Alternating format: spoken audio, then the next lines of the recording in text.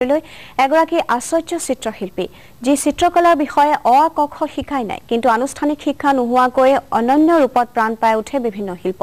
চন্দ্ৰাৱলী দেৱী নামৰ এই শিল্পীগৰাকীয়ে শংকৰদেৱ মাদাৰ টেৰেছা লাচিত বৰফুকন জ্যোতিপ্ৰসাদ আগৰৱালা বিষ্ণু ৰাভাৰ দৰে ব্যক্তিক অনন্য ৰূপত প্ৰতিভাৱিত কৰিছে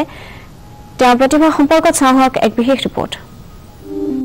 এগৰাকী চিত্ৰশিল্পী চিত্ৰকলাৰ বিষয়ে অ আ ক খ নিশিকাকৈ শিৱসাগৰৰ চন্দ্ৰাৱলী দেৱী নামৰ এগৰাকী চিত্ৰশিল্পী আঁকি গৈছে কেনভাছত নিজৰ মনৰ ছবি নীলাখনৰ সিংহদুৱাৰ অঞ্চলৰ এই শিল্পীগৰাকীয়ে তাৰ বাবে কেতিয়াও গ্ৰহণ কৰা নাই আনুষ্ঠানিক শিক্ষা তেওঁৰ কেনভাছত ইতিমধ্যে প্ৰাণ পাই উঠিছে শ্ৰীমন্ত শংকৰদেৱ মাদাৰ টেৰেছা লাচিত বৰফুকন জ্যোতিপ্ৰসাদ আগৰৱালা বিষ্ণু ৰাভা আদি বহু নমস্য ব্যক্তিয়ে আনহাতে সাম্প্ৰতিক সমাজ জীৱনৰ ব্যাধিস্বৰূপ যৌতুক প্ৰথা আৰু সমাজ শোষণ পদ্ধতি সম্পৰ্কতো তেওঁ প্ৰতীকধৰ্মী চিত্ৰ অংকন কৰিছে ইয়াৰ বাবে তেওঁ নিজৰ ঘৰতে স্থাপন কৰি লৈছে এখন বিশেষ বিদ্যালয়